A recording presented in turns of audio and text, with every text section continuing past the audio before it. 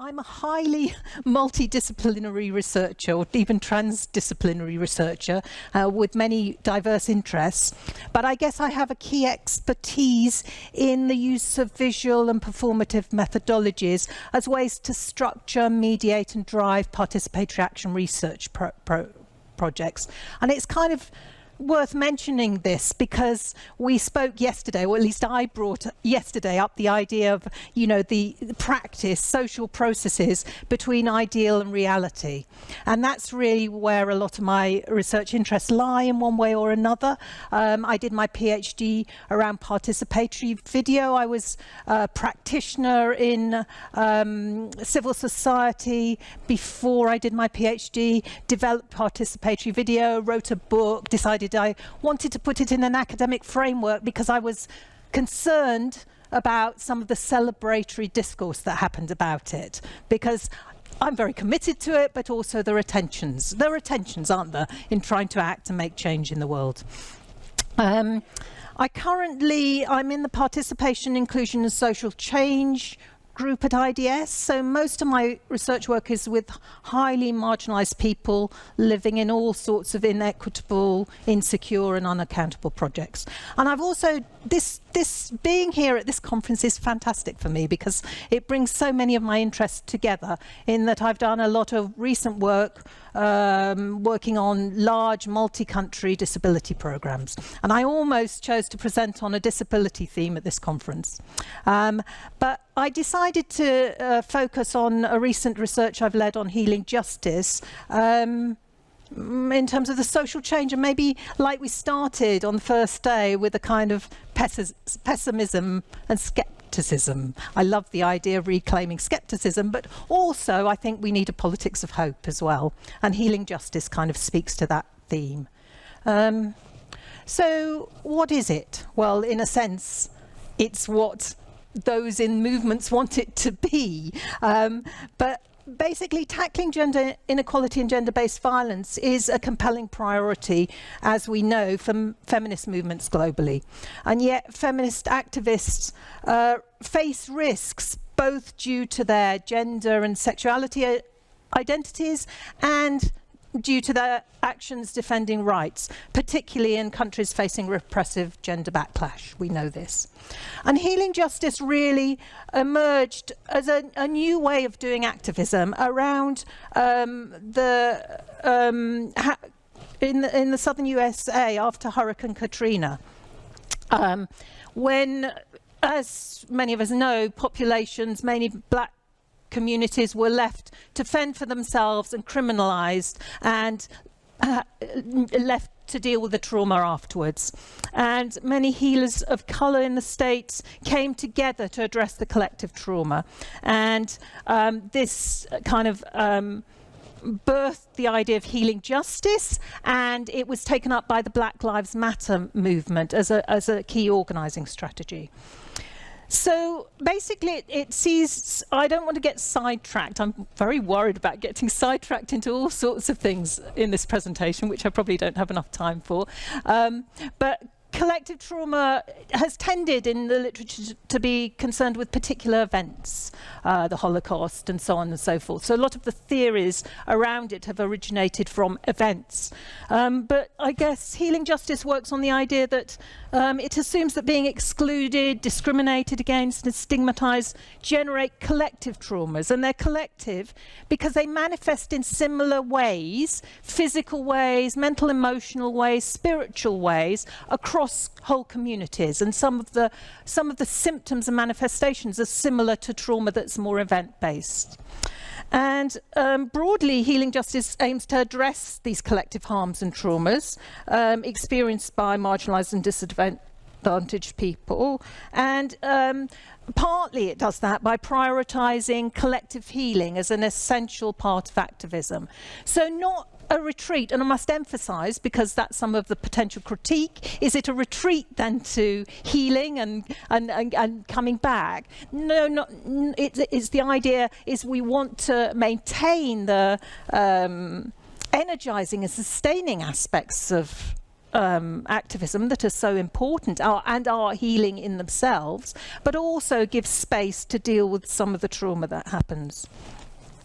So this research project, I mean, this is quite an interesting research project in itself, because often, you know, I work in an international development field and do a lot of work around the world, and often we researchers in the global north think up our research questions and go to the global south and do research, you know, whether people want it or not. This is quite an interesting project in itself, in that a fund called Urgent Action Fund Africa, there are Urgent Action Funds Asia and South America and so on. They're very different form of philanthropy, because they come from the country and they raise money internally for rapid response projects. So Urgent Action Fund Africa approached IDS and me and another researcher, asking us if we would lead a research project on with the Feminist Republic, which is a platform, an online platform to support women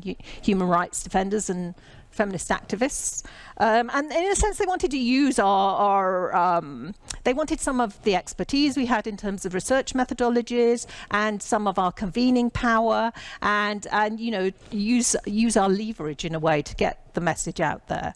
So it's quite an interesting project in that sense, and it's positionality wise, it feels slightly strange for me to present this, because this is the first time I've presented this topic without any of the people from the various African research teams who were involved. So in that sense, it feels slightly weird. But anyway, our two questions are up there. What does healing, justice and collective healing mean to women human rights defenders and feminist activists in different African contexts? And how might collective healing processes be operationalized? Really, the whole idea is that healing justice should be contextualized and situated. So that was part of the rationale, seeing whether it had any resonance as an idea that originated in the USA for African feminist organizing. So I want to go rapidly through this. We're at quite an early stage. We have done our exploratory research project. We chose 3 case countries, DRC, because rape is used as a weapon of war there. We chose Senegal because there's been a high prevalence of, rise in anti-queer discourse from religious leaders. And South Africa, both because of the post-apartheid context, which is, as I'm sure you're aware, it's still a very racist society, but also because queer legislation is quite progressive in some ways, and there is already quite a lot of talk about healing justice as an approach. This happened during COVID, so there were 4 research teams actually. There were some interviews done on a more regional basis, African research teams who conducted online interviews, because we had to do online interviews because it was the context, and then some learning events as well to address some of the gaps and deliberate on the findings. We did some, I don't want to go into this particularly because there isn't time, but there were some interesting aspects of this in terms of the ethics of it. So for instance, the learning events, we had a side room with a therapist to talk to if any of the women wanted to use it, and it was used. And also we had support as part of our ethics mitigation for all of the researchers actually, and those who were interviewed. The interviewees were a combination of feminist activists, healers, and academics interested in this topic. So I don't want to focus on the trauma that we found. There was lots of evidence of, not surprisingly, of experiences of structural violence. Feminist activists have faced physical, only 5 minutes, and so on. So I'll just run through this bit, but in all sorts of ways. And they talked about the social and moral violence, the hatred, one woman called it, intergenerational trauma, and so on.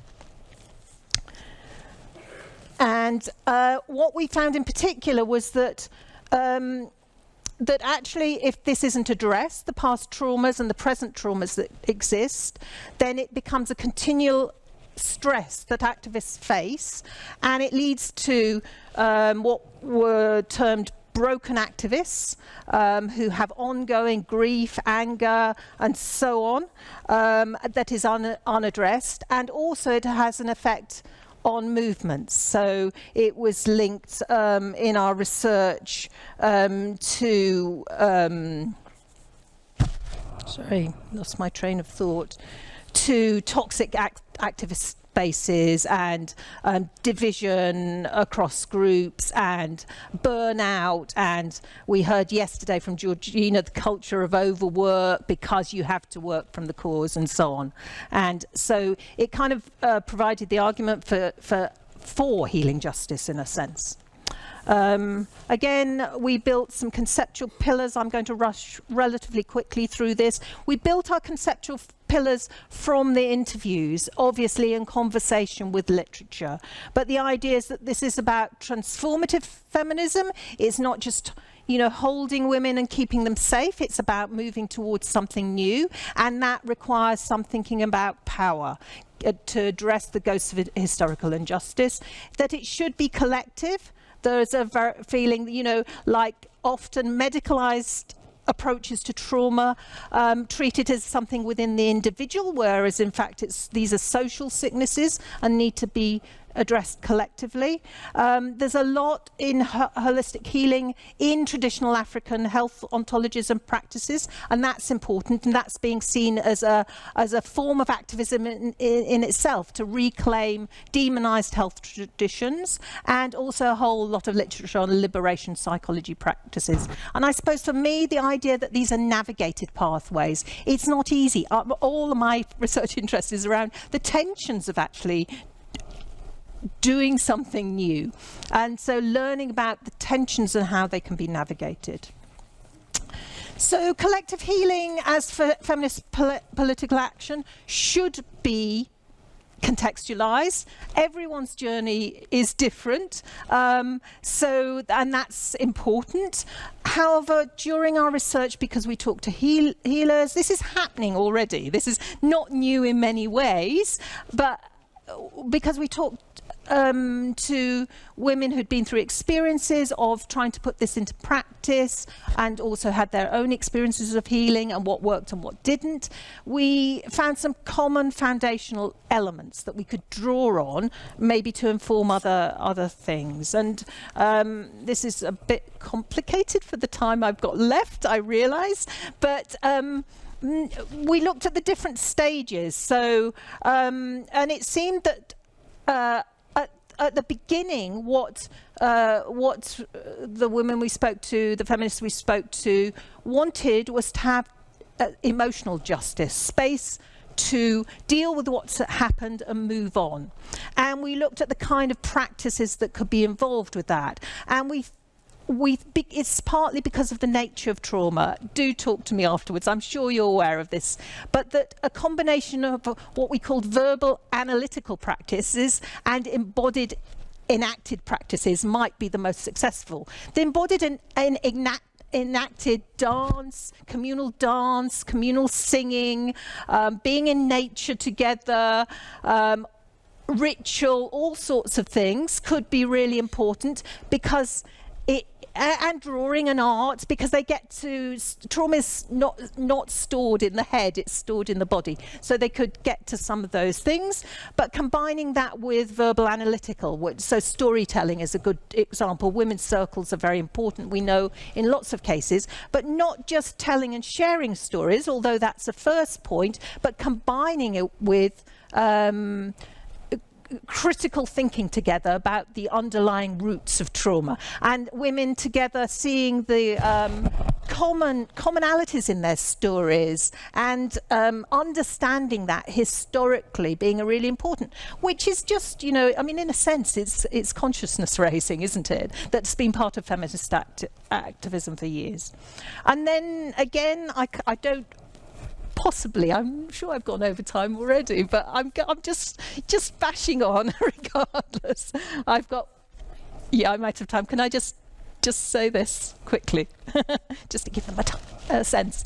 So really just thinking about how these verbal and analytical and embodied things could develop and unfold towards social and political healing. So not detracting the work in safe spaces, or liminal spaces if you like, from becoming visible, collective action, public performance. So creating a route from one to the other, which is partly about rekindling radical hope, reframing activists' narratives, and being visible and acting. So that's really me, and it's happening. And just to say, so what? Well, I think this is really relevant to what we're doing here. These are some pictures. I went to a big event where in Kenya last year, which was to launch Healing Justice. 500 feminist activists from all across Africa coming together and experimenting with different forms of collective healing. And that's me over time.